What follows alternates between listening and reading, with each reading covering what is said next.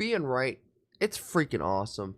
I told you guys, if you guys have been a part of this channel for a little bit now, you've known that I've said that India and America are going to have a beautiful relationship starting 2025 and going forward.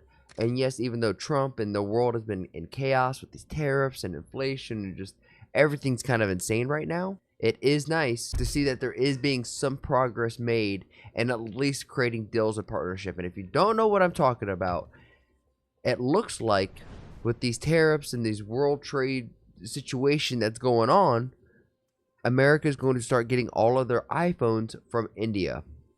Apple ditches communist China, moving all U.S. iPhone production to India by 2026. Now, I am just curious. This is just a thought that came to my mind. If we shift, hold on, let's say, you know, instead of asking Google, I'm going to ask Grok because I trust Grok a lot more. It's manufacturing of iPhones to India. How much money will that create for India? Now let's do some spell check. Nope, not manifesting. Manufacturing. Okay, apparently I'm just an idiot, don't know how to spell. Let's see. A few moments later. Estimating the economic impact of shifting 100% of the U.S. iPhone manufacturing to India involves several assumptions and variables, including production volumes, manufacturing costs, job creation, export revenues. Based on the available data, here is a reasonable analysis. Wow, this is really breaking it down. I love this. Total economic impact for India. Direct impact would be $48 billion. There is not a lot of cultures. In fact, there's only really 2 cultures on this planet that consume as much as America. And it's America and China. Insane. 48 billion US iPhone production plus 10 billion. So damn near 58 billion from domestic imports, exports. Oh wow, that's insane. Indirect impact would be 2 to 3 billion with wages, 5 to 10 billion in taxes. So this is just as 7 to 13 billion for the average Indian, or I guess Indian and Indian governments. The multiplier effect looks like it's about, oh my gosh, total annual impact approximately 90 to 130 billion, with 38 to 40 billion in export revenue and 1 to 2 billion being in wages and job creation. Insane. Conclusion: shifting 100% of the U.S. phone manufacturing to India could generate 90 to 130 billion annually for India's economy, including in exports and in wages, and creating about 200,000 new jobs. It's fantastic. This estimates the assumes that it's successful scaling of production and infrastructure improvements, which this is just where we're going to have to see India do, is just upscale its abilities, right? But this is just, I think it's great because it's validating what I've been saying. U.S. tech giant Apple plans to shift the assembly of all U.S.-bound iPhones to factories in India. That's according to a report in the Financial Times. The FT says all 60 million iPhones sold annually in the U.S. could be made in India as soon as next year. By next year is kind of crazy too. And what's interesting, and this is me speaking as an American now, we're supposed to be building up our own manufacturing or distribution. We're having like a superconductor chip manufacturing plant be built out in Arizona, which is on the other side of the states of where I'm at. And I believe there's been more, like, what I find interesting is high value manufacturing is coming to America, but right now we still have infrastructure that we got to build out as well. So in that meantime, like, who else can we rely on that has the ability to do that? India. It's part of Apple's push to move away from China, and the company is speeding things up to dodge steep tariffs levied by U.S. President Donald Trump.